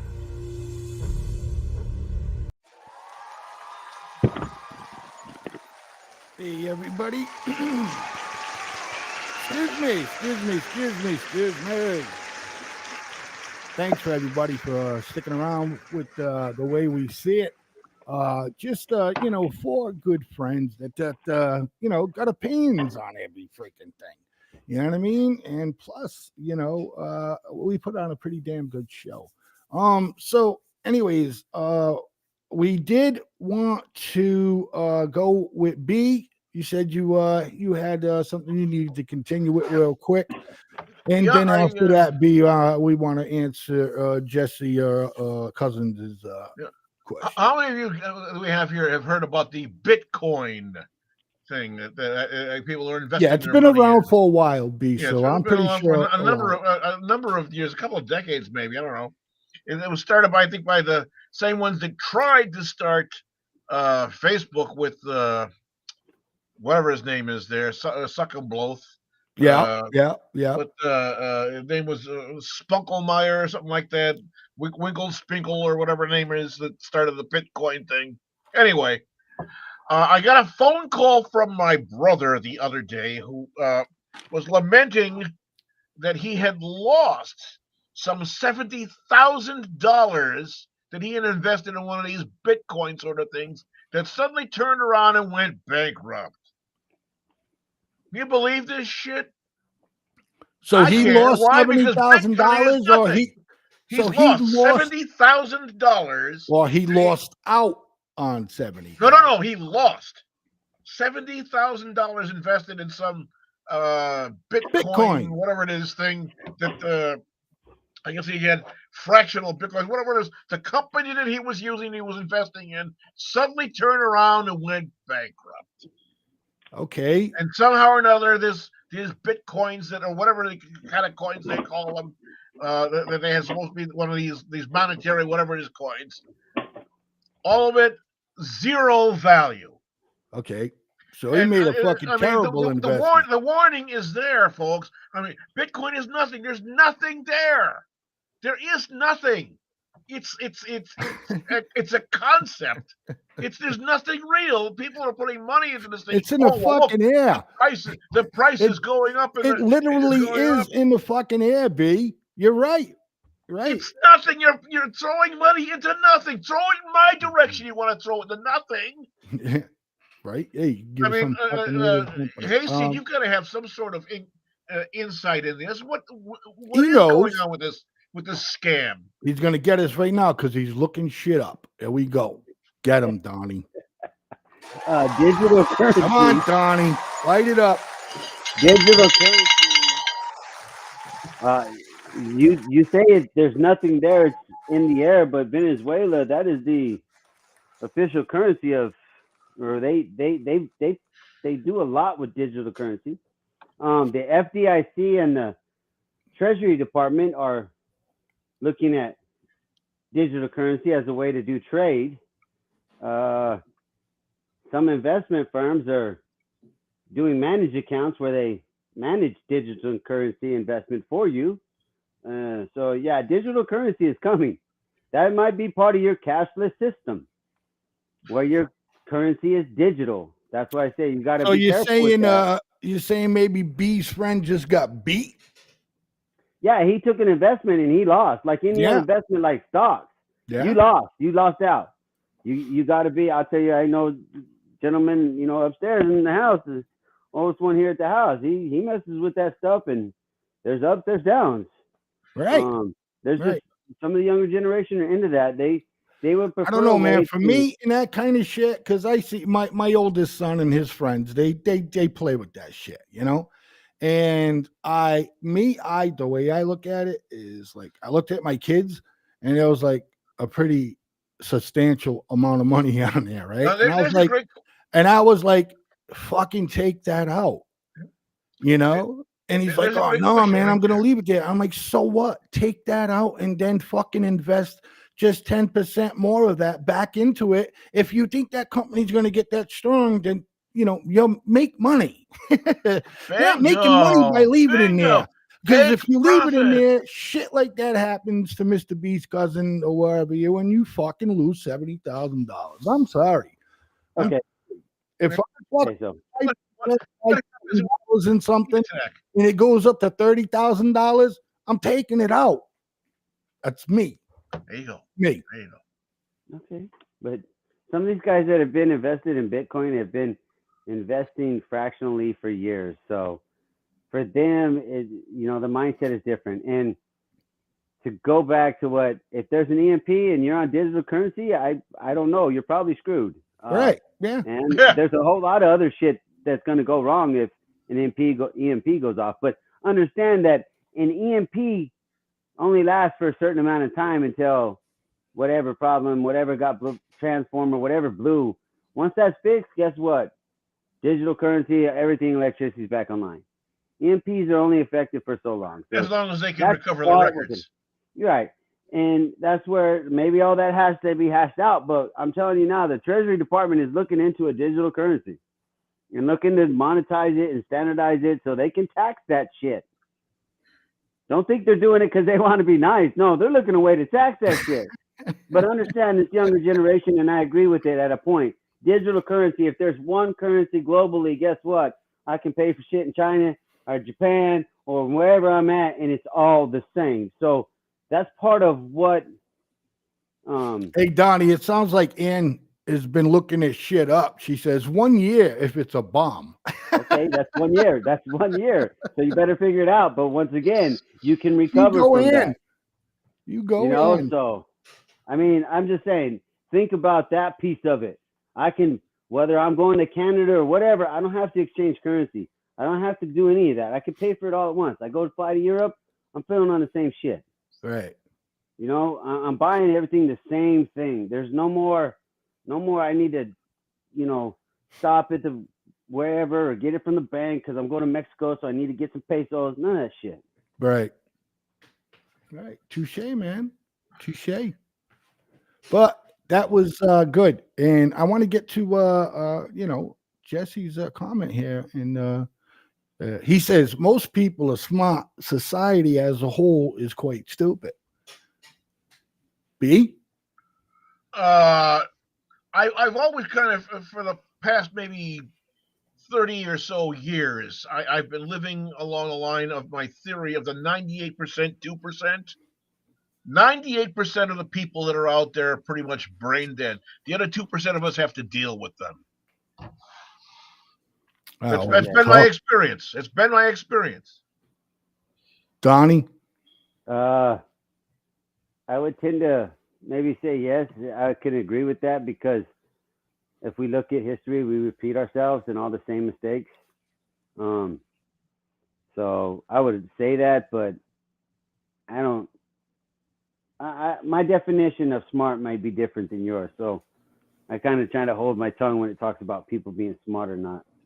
Right. But for Ann, no, you can't survive without food and water. And I know digital currency, and there's nowhere to buy that. Yes, you're not going to do that. So that's why. Right. Maybe you go back. Ann has another good one over here.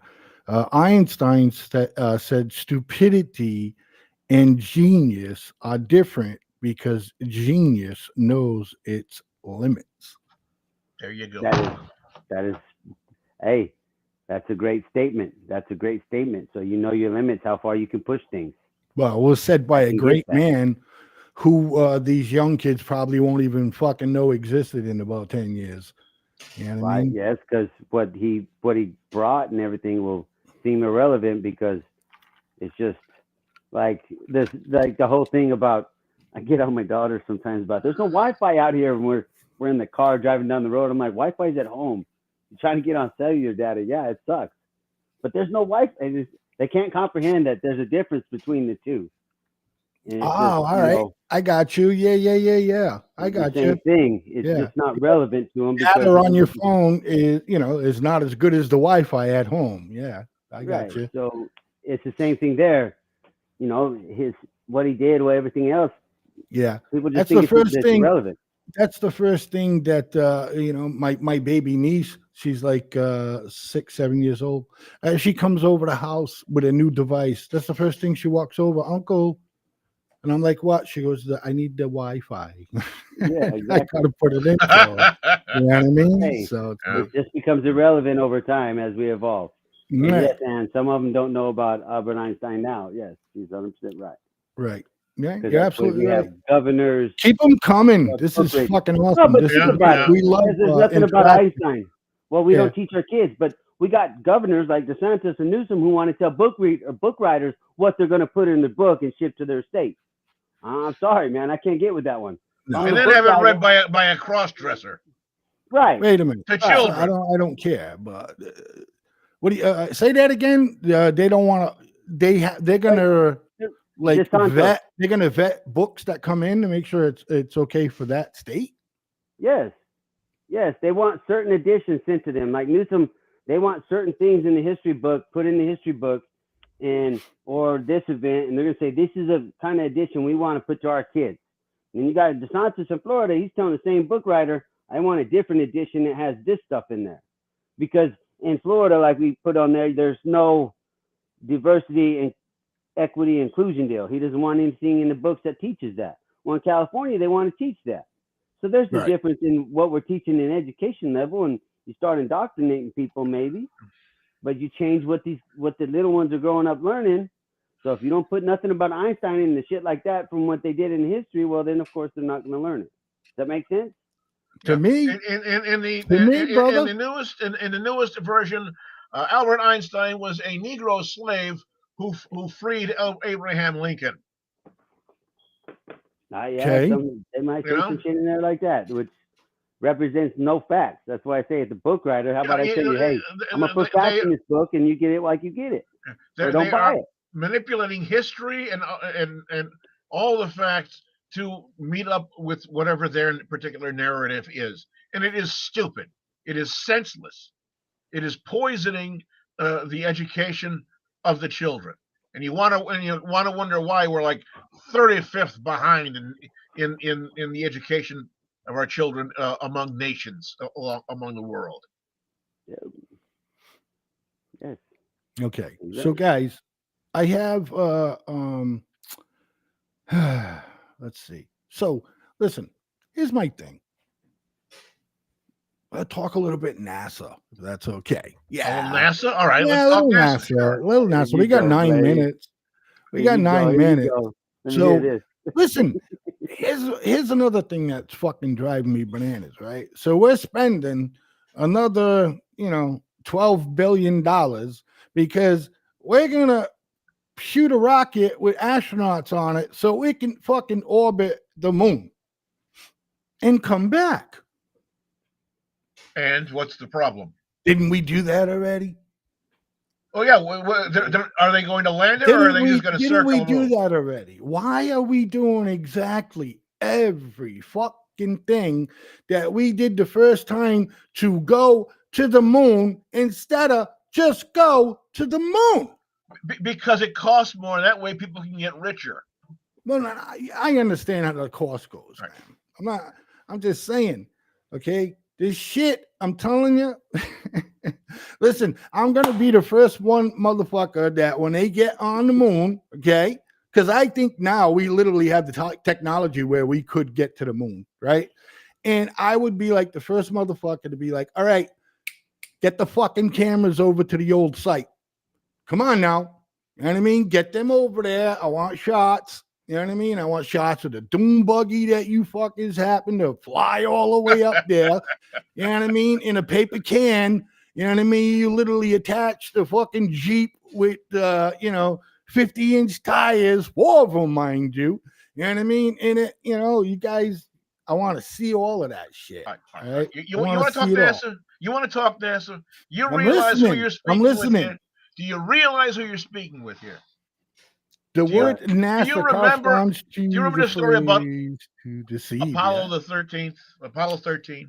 What about remember that story about Apollo 13? Remember they had a thing with they had the explosion and all of that stuff. Right. And that movie they had with Tom Hanks where they had the part where they had to figure out how to make the breathing boxes work, the air scrubbers. Yes. My father worked for a company that built part of the lunar excursionary module. Right. The same thing happened with his group, where they were trying to figure out how to put energy to re-energize the module so they could come home and make it. Okay, I agree with you. So you're saying the pots were actually made for this, for the going to the moon. They weren't made. My father and his people, I can remember being a small child and my father rushing out of the house and being gone for 3 days. Yes, sir.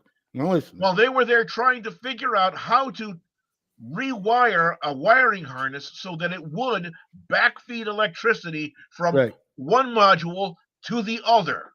Right. And I remember that one period of time, about halfway through this, when my father came flying in enough time to take a shower, kiss my mother coming in the door, take a shower, change his clothes, and kiss her on the way back out without very much saying a word to us children, and going back to work to try and accomplish this task that would eventually be a life-saving measure for the people that were floating up in the sky, rushing back to the earth. Right, but that's where but B, that's exactly where they were, though.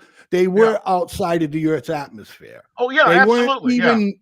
They weren't even fucking going to the moon. The moon wasn't even in there. They just turned them around and they. Oh no! Came they rocketed around the moon. No. Yes, they did. No. Yes, they did. They in order to do it, they went around the back of the moon. Not saying it didn't happen. It didn't happen. I'm not saying it didn't happen. It didn't happen nearly close to the moon. We haven't been to the moon. Okay. There's no way with the Van Belt and the radiation that's up there and the way that these fucking ships were built, okay? In your movie with Tom Hanks, when he explains to everybody that some parts of the module are less thinner than your regular saran wrap at home, that's stopping fucking like gamma rays of fucking radiation. You know what I mean? Come on, go ahead, Donnie. Okay, so Blade. I mean, this is from the European ESA, European Solar Institute, you know, kind of like our NASA. Yeah. And our NASA concurs. The outermost part of our planet's atmosphere extends well beyond the orbit, almost twice the distance to the moon. No. Okay, so that's what we have.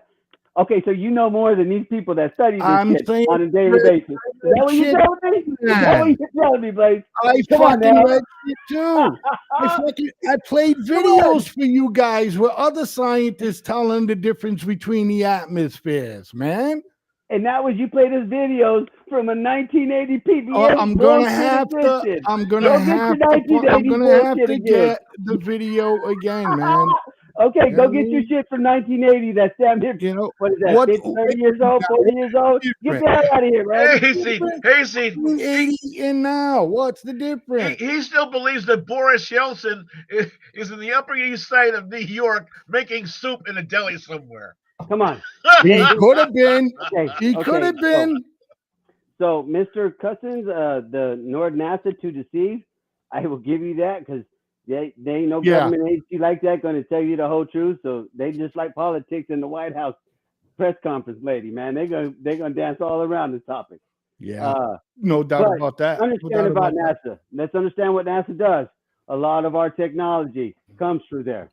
Upgrades, improvements, all that comes through NASA. So,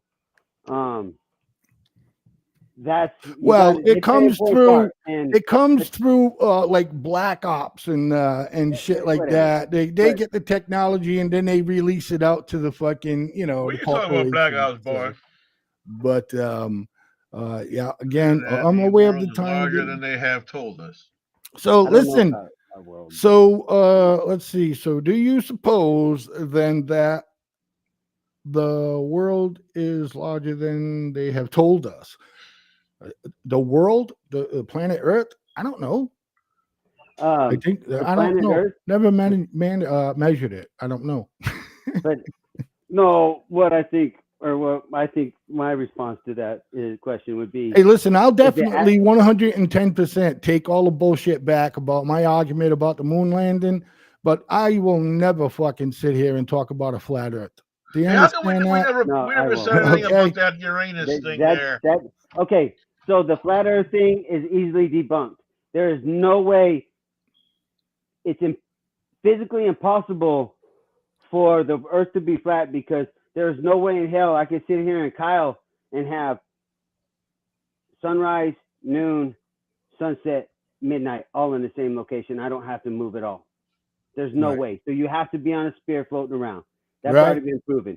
So to answer Jesse's cousin though, or his question, I think that there's a lot more out there than they're probably letting us know. As far as how big it is, size-wise, our world is probably what it is, but there's a lot of other shit out there and ain't nobody saying shit. And we'll see you next week. Thank you. And be on time next week, Annie. Hey, Annie, it's a pleasure. Jesse, it was a pleasure. Jesse Lawler was a pleasure. Guys and gals and young ladies and young men and all that stuff like that. And our callers. And our caller, definitely. And let's see. B liked one specific caller, but we're not going to mention that one. Anyways, so thank everybody for tuning in tonight, man. Don't forget to catch us next Tuesday. Mr. D will be back with us. And let's thank our brother for the situation that he's in right now to give the show a call and say hi and voice a little bit of opinion. So for me, peace and love to each and every one of you out there. Thanks for watching. Don't forget Politicking with Mr. B tomorrow from 7 to 8 p.m., followed by I-12 GIA, Real Talk with Real People. You want to not miss it from 8 to 9 p.m. right here on the FFN Network and the Miss Tammy and Blaze Man Show. Don't forget their game show next Thursday coming up. Mr. B, go, brother. Ladies and gentlemen, we want to say thank you very much for watching and hugs and kisses and so forth and fellowship to our dear friend who is not with us this evening. See you all again. We'll see you next week. Donnie? Like always, however we're connecting, thank you. I appreciate it. We'll see y'all next week. And Think positive, do positive. You know, pop and smoke. We'll talk at you. You're listening to FFN Radio Network, powered by the world.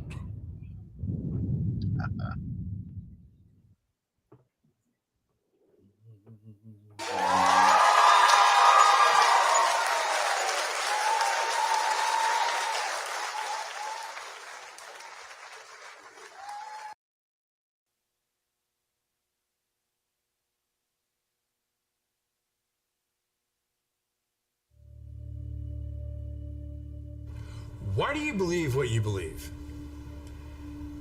Because at some point in your life, you trusted the information that somebody was giving you.